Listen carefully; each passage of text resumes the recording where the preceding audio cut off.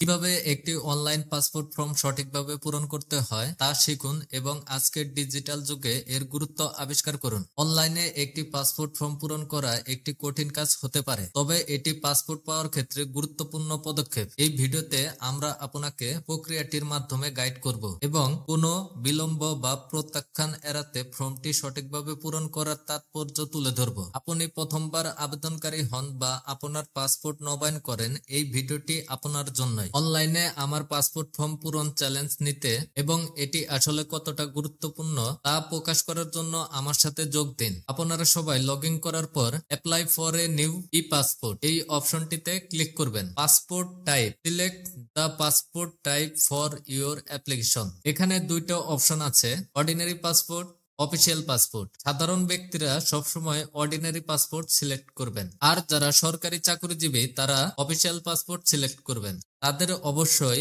NOC oblique Jio দাখিল করতে হবে। সরকারি চাকরিজীবীরাও অফিসিয়াল পাসপোর্ট বাদে অর্ডিনারি পাসপোর্টও করতে পারবে প্রযোজ্য ক্ষেত্রে। Save and continue. Personal information. আমি আপনাদেরকে ফর্ম ফিল আপের গুরুত্বপূর্ণ পয়েন্টগুলো দেখাবো, যে পয়েন্টগুলো সবাই ভুল করে। একটু নিচের দিকে আসবেন, সিলেক্ট ডিস্ট্রিক্ট অফ বার্থ।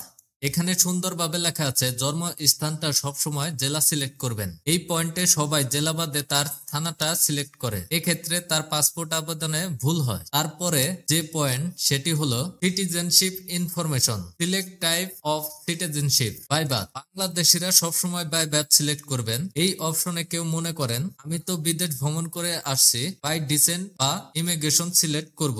এটি করা যাবে না। আপনি বাংলাদেশি হলে অবশ্যই বাই বার্থ সিলেক্ট করবেন। তারপরে যে পয়েন্ট খুবই গুরুত্বপূর্ণ পয়েন্ট সেটি হলো অ্যাড্রেস। আমাকে এক বন্ধু কমেন্ট করেছে দিনাজপুর থেকে, ভাইয়া আমি অনলাইনে ফর্ম পূরণ করার সময় রোড ব্লক সেক্টর অপশনাল, আমি এখানে কিছুই দেইনি। পাসপোর্ট অফিস থেকে আমাকে এটি লাল কালি দিয়ে মার্ক করে ফেরত দিচ্ছে। আমি সবার উদ্দেশ্যে বলছি, আপনারা সবাই এই পয়েন্টে ভোটার আইডি কার্ডের পিছনে বাসা অবলিক হোল্ডিং খেয়াল করুন। এখানে যদি কিছু না থাকে তাহলে রোড ব্লক সেক্টর দেওয়ার দরকার নেই, আর যদি বাসা অবলিক হোল্ডিং এ কোনো নাম কোনো নম্বর থাকে সেটি এখানে বসিয়ে দিবেন। আমার এখানে দেখতে পাচ্ছেন বাসা অবলিক হোল্ডিং, এখানে পাতুলিপাড়া লেখা আছে, আমি এখানে পাতুলিপাড়া বসিয়ে দেব। অর্থাৎ আপনার ভোটার আইডি কার্ডে যেভাবে ঠিকানা আছে ঠিক সেইভাবে পূরণ করতে হবে। আরেকটা গুরুত্বপূর্ণ point, father and mother information. আপনার ভোটার আইডি কার্ড অনুযায়ী আপনার পিতামাতার নাম বসাবেন। উদাহরণ,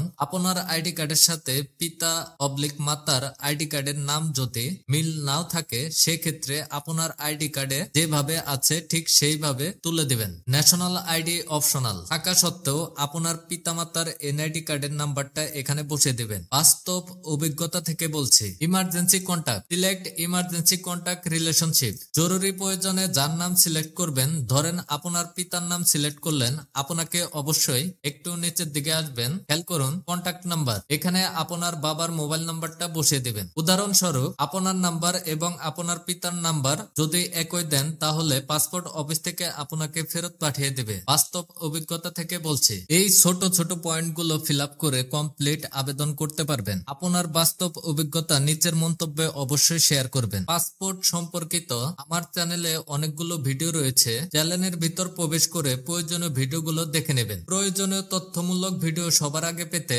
চ্যানেলটি লাইক এবং সাবস্ক্রাইব করে বেল বাটনটা অন করে দেবেন। ধন্যবাদ।